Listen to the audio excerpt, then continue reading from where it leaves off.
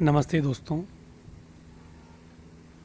राजस्थान विश्वविद्यालय के BA part 3 के हिंदी साहित्य के विद्यार्थियों का मैं डॉक्टर महेश चंद्र तिवारी राजकीय कन्या महाविद्यालय सिकंदरा में स्वागत करता हूँ।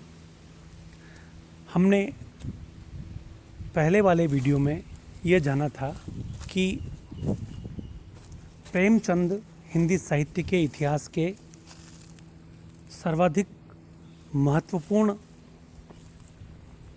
अथवा प्रतिनिधि कथा सम्राट हैं। प्रेमचंद के उपन्यासों, प्रेमचंद की कहानियों ने हिंदी साहित्य को एक नई दिशा दी है। यह नई दिशा कल्पना लोक से निकालकर उपन्यास जगत को धरातल पर ले आई है। हमने यह भी जाना कि कौन कौन से उपन्यास प्रेमचंद ने लिखे थे। और अब हम बात करेंगे आज निर्मला उपन्यास में प्रेमचंद के द्वारा जो वर्णित किया जाता है वह कथा वस्तु बन जाती है। तो आज हम दूसरे शब्दों में कह सकते हैं कि निर्मला जो उपन्यास है उसकी कथा वस्तु के बारे में विवेचना करेंगे। वस्तुतः उपन्यास में घटित घटनाएं कथा वस्तु का रूप लेती है। बड़े से बड़ा और छोटे से छोटा उपन्यास कथा वस्तु के ही मुख्य आधार पर सृजित होता है। उपन्यास की कथा वस्तु में एक तो होती है मुख्य कथा और कई सारी होती है गौण कथाएं। इन गौण कथाओं को साहित्यिक भाषा में उपकथा या प्रासंगिक कथाएं भी कहा जाता है। मुख्य कथा क्या होती है? मुख्य कथा वह होती है जो प्रारंभ से लेकर अंत तक चलती रहे। निर्मला उपन्यास में प्रेमचंद जी ने निर्मला के संपूर्ण जीवन को मुख्य कथा के रूप में चुना है। निर्मला के परिचय से लेकर दहेज के कारण विवाह की बात टूटने, अनमेल विवाह होने और विवाह के पश्चात अनेक दुखदायी घटनाएं, लड़की का पैदा होना, अंत में मृत्यु को प्राप्त हो जाना आदि ये मुख्य कथा के अंतर्गत आते हैं। दूसरी इसकी टर्म है उपकथा, जो ऐसी कथाएं जो मुख्य कथा को अग्रसर करने की भूमिका निभाती है उसे उपकथा कहते हैं। निर्मला उपन्यास में अनेक उपकथाएं आई हैं, जैसे निर्मला के पिता और मां की नोकझोंक में एक गुंडे द्वारा उदय भानु लाल की हत्या किया जाना, पिता की हत्या हो जाने के बाद निर्मला के दुखद जीवन की शुरुआत हो जाना, अधेड़ उम्र के तोताराम से विवाह हो जाना, उसके 3 लड़कों के उपकथाएं भी साथ साथ चलती है। तोताराम की जो बहन है उसकी उपकथा भी साथ साथ चलती है। भालचंद्र और मोटेराम शास्त्री की उपकथाओं को भी व्यंग के लिए इस उपन्यास में प्रेमचंद जी ने सायास डाला है। अब हम बात कर लेते हैं निर्मला उपन्यास के कथा वस्तु के गुणों की। उपन्यासकार जिन तत्वों से उपन्यास की कथा को पाठक के लिए विश्वसनीय बनाता है वे उस कथानक के गुण कहलाते हैं। ये गुण कुछ हम इस प्रकार से गिन सकते हैं: मौलिकता, स्वाभाविकता, रोचकता, जिज्ञासावर्धन, उदात्त समाज संपृक्तता और विस्तृत उद्देश्य उपन्यास के गुण हैं। निर्मला उपन्यास के गुण हम निम्नलिखित बिंदुओं में देख सकते हैं। सबसे पहले हम देखेंगे मौलिकता। मौलिकता 2 रूपों में होती हैं। एक बिल्कुल अज्ञात तथ्य सामने लाना और दूसरा होता है ज्ञात तथ्यों को नए रूप में प्रकट करना। दहेज हमारे समाज की एक ऐसी कुप्रथा है जिससे महिलाओं का जीवन नरक तुल्य बनता जा रहा है। अभी भी यह अपने विकराल रूप में विद्यमान है। दहेज न देने के कारण निर्मला का विवाह अधेड़ उम्र के तोताराम से होता है और यह विवाह निर्मला के जीवन को तहस नहस कर देता है। मुंशी प्रेमचंद ने इसी कुप्रथा को कथा वस्तु का आधार बनाकर निर्मला उपन्यास की रचना की उन्होंने यथार्थपरक और विश्वसनीय घटनाओं को लेकर उपन्यास लिखा जिसे पढ़ते हुए पाठक रम जाता है। यह एक मौलिक कथा है। मौलिक कथा, जैसा कि हमने देखा, दूसरा जो रूप है इसका, ज्ञात कथा को एक नए रूप में पेश करना, क्योंकि दहेज प्रथा की कहानी कोई एकदम से नई कहानी हो ऐसा नहीं है।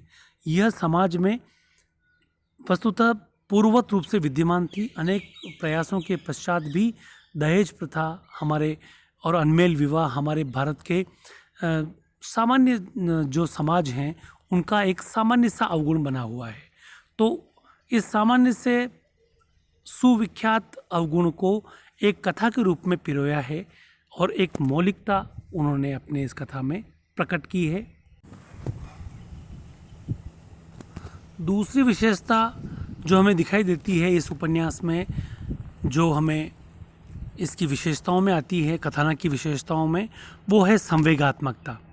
संवेगात्मकता का अर्थ है लेखक पात्रों और भावों की स्थिति का वर्णन इस सजीवता से करे कि पाठक को वे घटनाएं अपने ही आसपास घटित होती हुई सी लगे और वह साधारणीकरण की स्थिति में पहुंच जाए।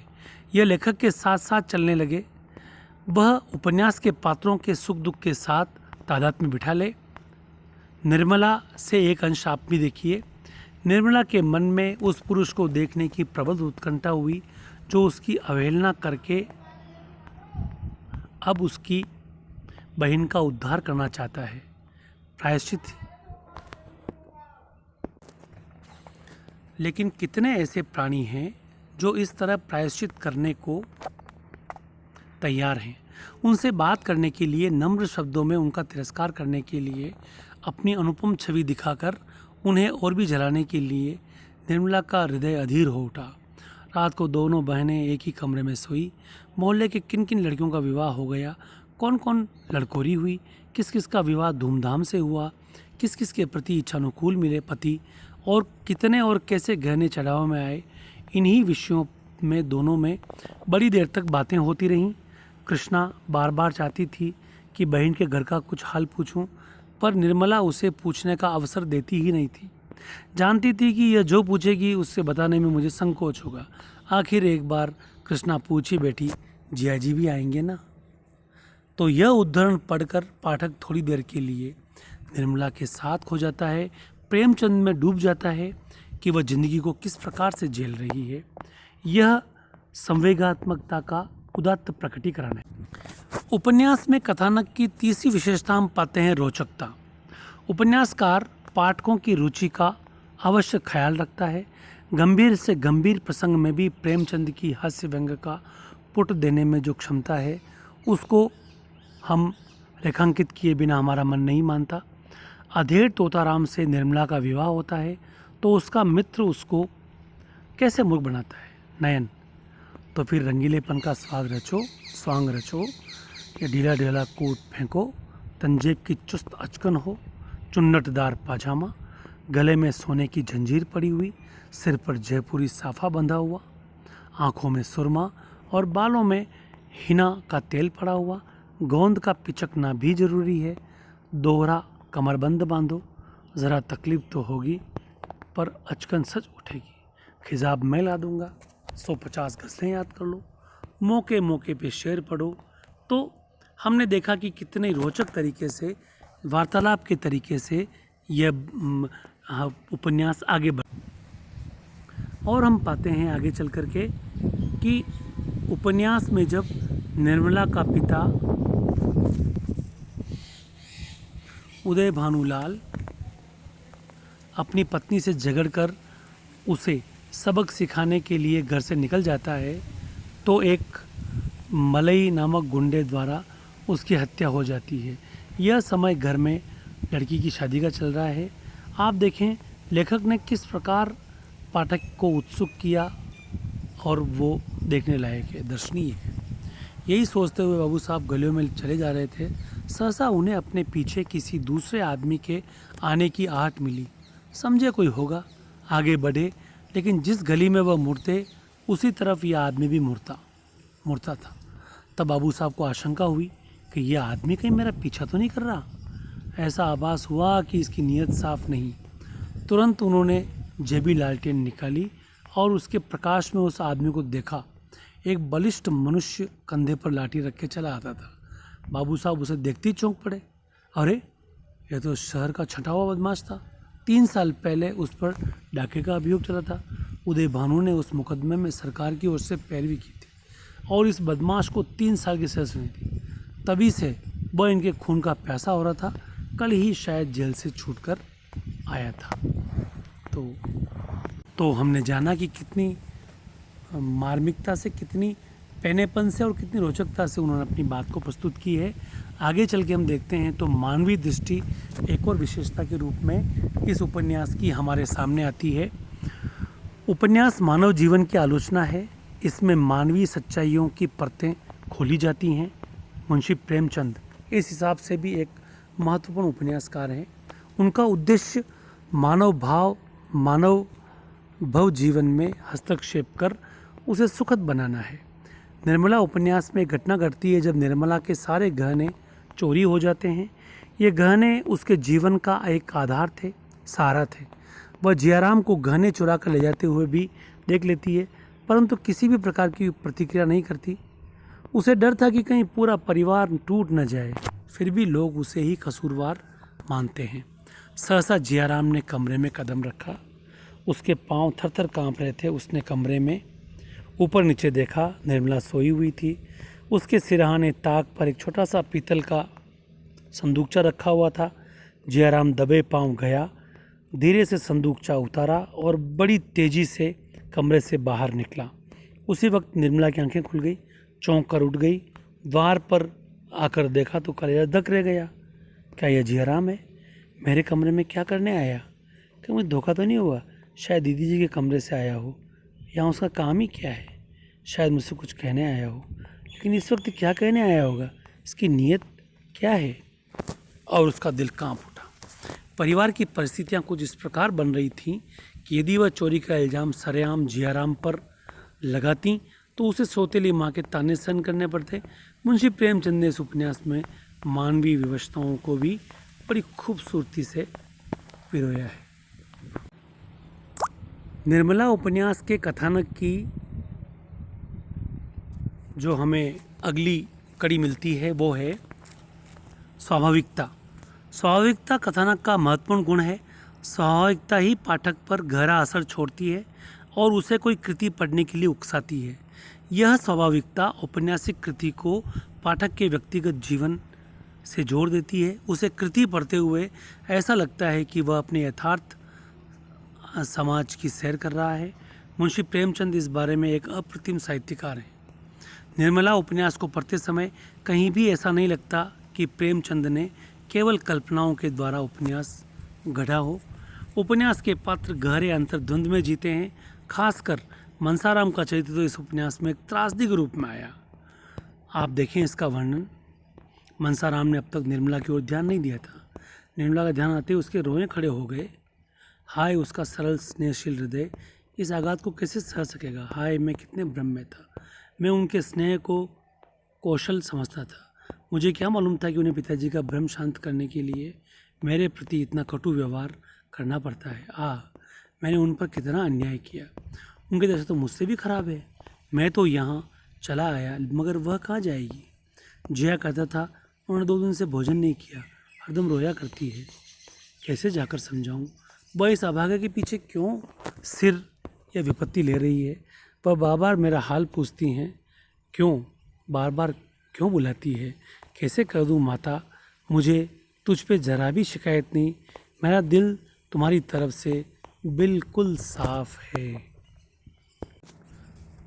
कथानक की जो एक और विशेषता हम अब समझने की कोशिश करेंगे वो है संगठनात्मकता और संबद्धता।